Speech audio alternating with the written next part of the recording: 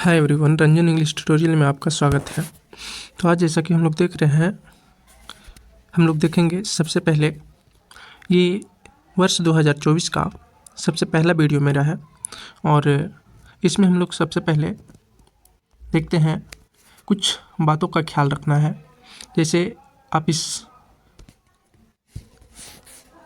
जगह पर देख करके समझ गए होंगे कि यहाँ पे मैं लिख रखा हूँ हैप्पी न्यू ईयर और ये है 2024 के लिए। ठीक है, तो सभी को सबसे पहले तहे दिल से कि नए साल के लिए जो है आप लोग नए उत्साह के साथ अपना तैयारी, जो भी अपना लक्ष्य बनाए हैं वो किसी भी क्षेत्र का हो, चाहे वो शिक्षा से जुड़ा हो या कोई व्यवसाय से जुड़ा हो या किसी भी तरह का अपना प्रोफेशन हो, अपने नए सिरे से एक नए जोश जुनून के साथ अपने लक्ष्य को हासिल करने का एक संकल्प लें। मैं यही सभी से निवेदन करूँगा। और ये दुनिया जो है वो केवल भरोसे देते हैं, कोई किसी का साथ नहीं देता मेरे दोस्त। अगर विश्वास नहीं है तो एक दिन मेरे बातों का ख्याल ज़रूर आएगा। अगर आप किसी पे भरोसा करते हैं तो उस भरोसा को आपका वो तोड़ देगा।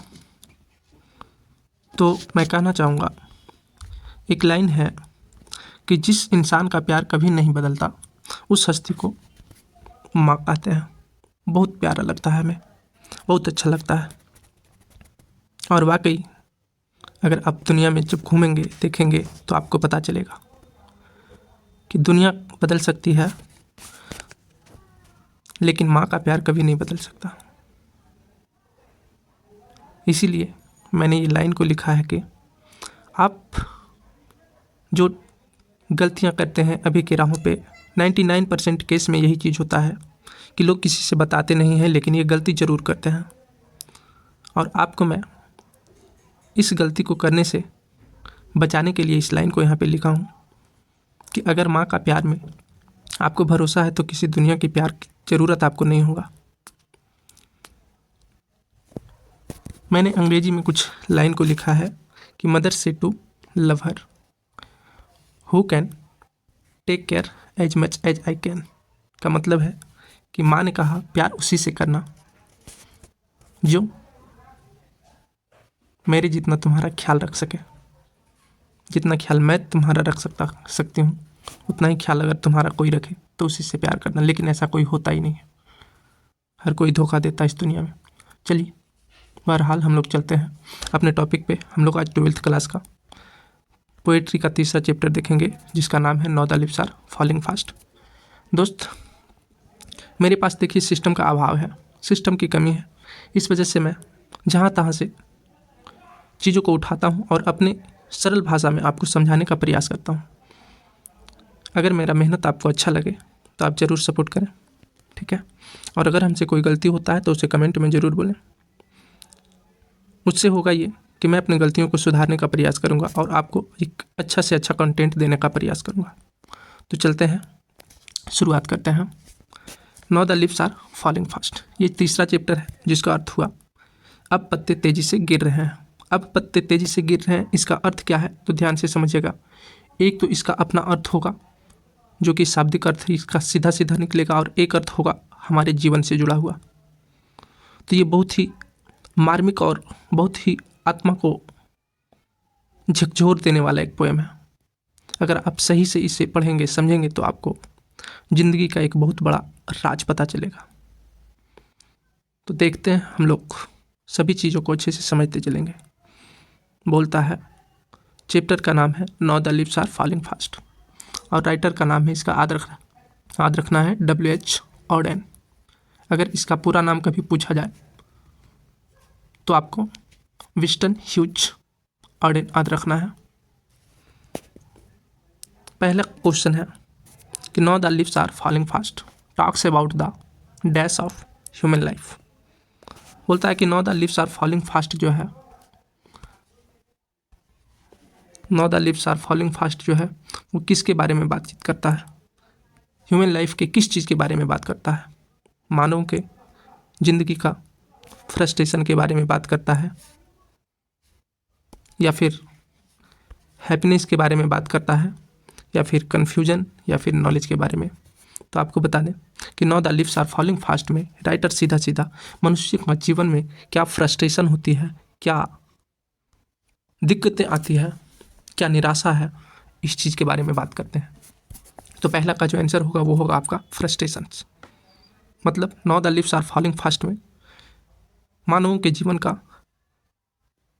फ्रस्ट्रेशन के बारे में बात किया जाता है, निराशा के बारे में बात किया जाता है। अगला क्वेश्चन है, क्वेश्चन नंबर 2 देखेंगे। बोलता है कि who run a scolding for their food in now the leaves are falling fast.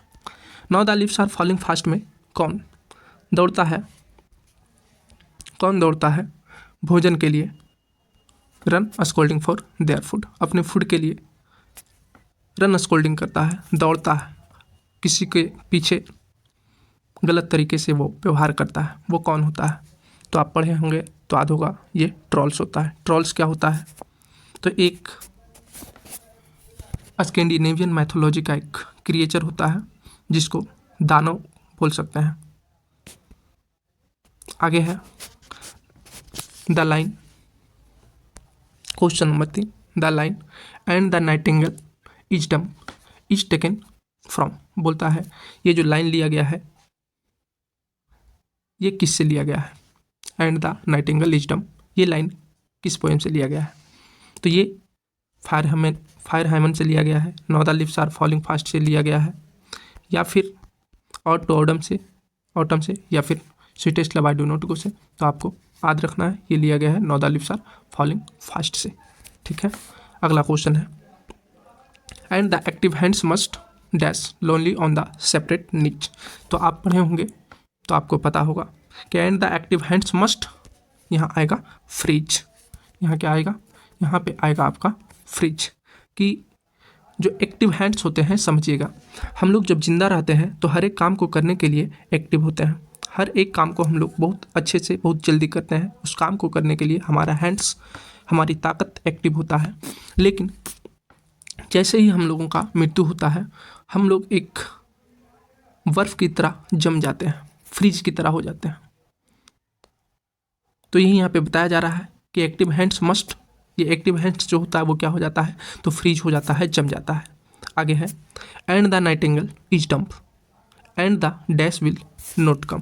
बोलता है कि नाइटिंगेल जो है बुलबुल जो है वो गूंगी हो जाती है, डम्ब हो जाती है, और एंड डैश विल नॉट कम, और कौन नहीं आता है। तो नाइटिंगेल बुलबुल जो है वो गूंगी हो जाती है, और यहाँ पे कौन नहीं आता है, तो एंजल नहीं आता है।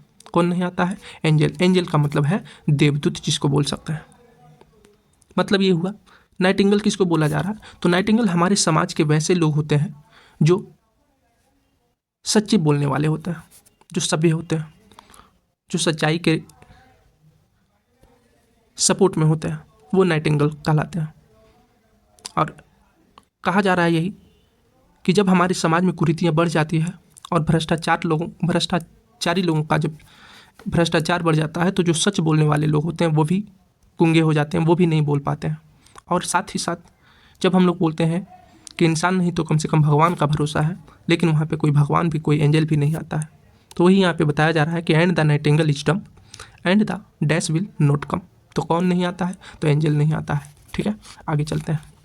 क्वेश्चन नंबर 6 है W.H. Auden won the dash prize in 1948। देखिए आपको याद रखना है कि W.H. Auden 1948 ईस्वी में कौन सा प्राइज जीते, तो 1948 ईस्वी में इन्होंने पुलित्जर प्राइज जीता था। ठीक है, तो याद रखना है कि W.H. Auden 1948 ईस्वी में पुलित्जर प्राइज जीता। अच्छा, ऐसे भी क्वेश्चन पूछ सकता है कि W.H. Auden पुलित्जर प्राइज कब जीते थे, तो कब जीते थे, 1948 ईस्वी में इनको मिला था। ठीक है, प्राइज।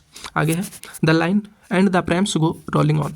बोलता है ये जो लाइन लिखा गया है and the prams go rolling on, यानी कि 4 चक्के वाले जो पहिए होते हैं वो रोलिंग ऑन हो रहा है, चल रहा है, लुढ़क रहा है। ये लाइन किससे लिया गया है, देखिए आपको लाइन से ही कुछ क्वेश्चन बहुत सारा मिल जाएगा। ठीक है, तो लाइन आपको याद रखना है। अगर आप पोएम को पढ़ेंगे 1 से 2 बार तो आपको लाइन याद रह सकता है। ठीक है, तो and the prams go rolling on, ये लाइन कहाँ से लिया गया है, तो ये भी आपको पता है। तो ये आपको कहाँ से लिया गया है, ये लिया गया है now the leaves are falling fast से। अगला क्वेश्चन है W.H. Auden was born in. W.H. Auden का जन्म कब हुआ था, तो आपको पता होगा W.H. Auden का जन्म 1907 ईस्वी में हुआ था। आगे W.H. Odean won the Pulitzer prize, देखिए वही वाला क्वेश्चन आ गया। W.H. ऑडेन कब जीते थे? 1948 ईस्वी में, तो ये हो जाएगा 1948, ऑप्शन नंबर C4 कनाडा। आगे चलेंगे, अगला है question number 10, the leaves are falling. अच्छा, अगर आप पढ़े होंगे तो आपको पता चल गया होगा आंसर कि the leaves are falling fast होगा कि स्लो होगा कि गुड होगा कि सुन होगा। तो यहाँ पे क्या होगा आंसर? यहाँ पे हो जाएगा the leaves are falling fast होगा आंसर। आगे चलते हैं, which thing signifies that nothing is ever lasting, बोलता है कि कौन सी चीज़ दर्शाता है कि सदा के लिए नहीं रहता है। ठीक है, कोई भी चीज़ हमेशा के लिए नहीं होता है, तो ये फ्लावर दर्शाता है, क्योंकि उसमें आया है, ठीक है, फ्लावर शब्द का प्रयोग किया गया है, जहाँ से पता चलता है कि फ्लावर्स जो होते हैं वो बताता है कि कोई भी चीज़ जो है वो हमेशा के लिए नहीं होते हैं। जैसे पत्ते गिरते हैं वैसे ही हर एक चीज़ का लास्ट होता है, अंत होता है। आगे चलते हैं, क्वेश्चन नंबर 12 बोलता है कि डैश फ्रीजेज द एक्टिव हैंड्स, बोलता है कि एक्टिव हैंड्स को फ्रीज कर देता है, एक्टिव हैंड्स को जमा देता है कौन भाई? तो वो कौन सा चीज़ होगा? वो होगा डेथ। देखिए ध्यान रखना है, ये आपका आंसर कौन सा हो जाएगा? तो आंसर हो जाएगा बी नंबर। ठीक है, यहाँ पे भरना है डेथ फ्रीजेज द एक्टिव हैंड्स, मतलब मृत्यु जो है वो एक्टिव हैंड्स को फ्रीज कर देता है, जमा देता है। अगला है द प्रैम्स वेयर, प्रैम्स जो होता है 4 चक्के वाले जो पहिया होते हैं वो क्या करते हैं? बिग होते हैं कि स्टील होते हैं कि रोलिंग होते हैं कि लोस्ट होते हैं? तो आपको पता होना चाहिए कि ये क्या होता है? रोलिंग होता है। अगला क्वेश्चन है the travellers are the dash persons, travellers जो होता है वो किस पर्सन को कहा जा रहा है? तो ट्रेवलर्स जो है वो कौन पर्सन है? यंग है या ओल्ड है या सिक है या ऑर्फन है? तो आपको याद रखना है ट्रेवलर्स जो होगा वो होगा यहाँ पे ओल्ड पर्सन। क्या होगा? ओल्ड पर्सन होगा। ट्रेवलर्स ओल्ड पर्सन को कहा जा रहा है। ठीक है, ट्रेवलर्स का मतलब कि यहाँ पे ओल्ड पर्सन के साथ ट्रेवलर्स का तुलना किया गया है। ट्रेवलर्स बोलने का मतलब है इनडायरेक्टली कि ओल्ड पर्सन। ठीक है, आगे है W.H. Odean died in, W.H. Odean का पूछता है कि मृत्यु कब हुआ था? तो W.H. ऑडेन का जो मृत्यु है वो 1968, 58, 73 या 1965 में हुआ था। तो W.H. ऑडेन का जो मृत्यु हुआ था वो कब हुआ था? 1973 ईस्वी में, यानी कि 1973 में हुआ था। आगे है the travellers are we dash beings moving towards our death. देखिए द ट्रेवलर्स आर वी, तो ये हो जाएगा ह्यूमन, मतलब कि ट्रेवलर्स जो है वो क्या है? हम लोग ह्यूमन है। ठीक है, ट्रेवलर्स यहाँ ह्यूमन को कहा गया है। अगला है question number 17, dash waterfall could bless the travellers passing through the way, बोलता है कि जो ट्रेवलर्स पास थ्रू करता है, जो ट्रेवलर्स जो है वो पासिंग थ्रू द वे, मतलब कि उस रास्ते से जो गुजरता है उसको वो कौन सा वाटरफॉल है जो कि आशीर्वाद देता है, ब्लेस करता है? तो वो होगा वाइट वाटरफॉल। मतलब अगर कोई रास्ते से कोई ट्रेवलर्स जा रहा है तो वहाँ का जो उस रास्ते का जो वाइट वाटरफॉल होता है वो उसको क्या करता है? आशीर्वाद देता है, ब्लेस करता है। तो यहाँ पे हो जाएगा वाइट इसका आंसर। अगला है no the leaves are falling fast is written by, बहुत सिंपल सा क्वेश्चन है कि no the leaves are falling fast किसके द्वारा लिखा गया है? तो आपको ध्यान रखना है कि ये किसके द्वारा लिखा गया है? W.H. ऑडेन के द्वारा लिखा गया है। आगे है the leaves were dash fast, तो स्नोइंग होगा, कट होगा, फॉलिंग और ग्रोइंग। तो आपको ध्यान रखना है द लिव्स वेयर फॉलिंग होगा। अगला है 20 number question, the dash has become dumb to see the leafless trees, बोलता है कि लिफलेस ट्रीज को, पत्तेहीन पेड़ों को देखकर कौन डम्ब हो जाते हैं, कौन गूंगा हो जाते हैं? तो ये आपको याद रखना है कि नाइटिंगेल जो है वो लिफलेस वर्ड को देखकर, ट्रीज को देखकर वो गूंगा हो जाते हैं। ठीक है, लिफलेस यानी कि पत्तेहीन पेड़ों को देखकर नाइटिंगेल भी क्या हो जाता है? डम्ब हो जाता है, गूंगा हो जाती है। आगे है डिजीज मेक ह्यूमन लाइफ, ये देखिए कॉमन सा क्वेश्चन है कि डिजीज जो है, रोग बीमारी जो है वो ह्यूमन लाइफ को क्या बना देगा? माइजर बना देगा, माउसर बना देगा, माइजरेबल बना देगा या वेल्दियर बना देगा? नहीं भाई, तो ये क्या हो जाएगा? माइजरेबल बना देगा। ठीक है, ये माइजरेबल बना देगा, ध्यान रखना है। आगे who are scolded for food, मतलब कि कौन स्कोल्ड करता है फूड के लिए? तो ये हो जाएगा ट्रोल्स, याद रखना है आपको, इसका आंसर ट्रोल्स होगा। आगे who is the poet of no the leaves are falling fast, no the leaves are falling fast का पोएट कौन है? No the leaves are falling fast का पोएट कौन है ये पूछा जा रहा है, तो इसका आंसर हो जाएगा W.H. ऑडेन। अगला क्वेश्चन है, ये क्वेश्चन नंबर 24 है और ये क्वेश्चन लास्ट क्वेश्चन है इस वीडियो का। तो ये क्वेश्चन है dash rolling on proves that life goes on despite mortality, बोलता है कि कौन सा चीज़ है जो ये प्रूफ करता है, ठीक है, कि लाइफ जो है गोज ऑन डिस्पाइट मोर्टलिटी, मतलब कि मृत्यु की ओर जा रहा है। ठीक है, ये लाइफ के जगह पे जो है वो मोर्टिलिटी मतलब कि मृत्यु दर जो है वो बताया जा रहा है। ठीक है, कि मृत्यु की ओर हम लोग चले जा रहे हैं। ये कौन बताता है? ठीक है, तो ये बताता है कौन सा? तो ये हो जाएगा द प्रैम्स। क्या हो जाएगा? द प्रैम्स, मतलब कि जो 4 पहिए वाली गाड़ी जो है वो रोलिंग कर रहा है और ये प्रूव करता है कि हमारी जो लाइफ है वो मृत्यु की ओर चला जा रहा है। ठीक है, तो ये हम लोग देख लिए आज now the leaves are falling fast का पूरा 24 क्वेश्चंस। तो फ्रेंड्स, अगर आपको ये वीडियो अच्छा लगा हो तो अपने दोस्तों तक ज़रूर शेयर करना है। ठीक है, अगर आपको कुछ सुझाव देना हो, अगर आपको कुछ लगता हो कि हाँ यहाँ पे कुछ और इम्प्रूवमेंट होना चाहिए तो वो हम ज़रूर करेंगे।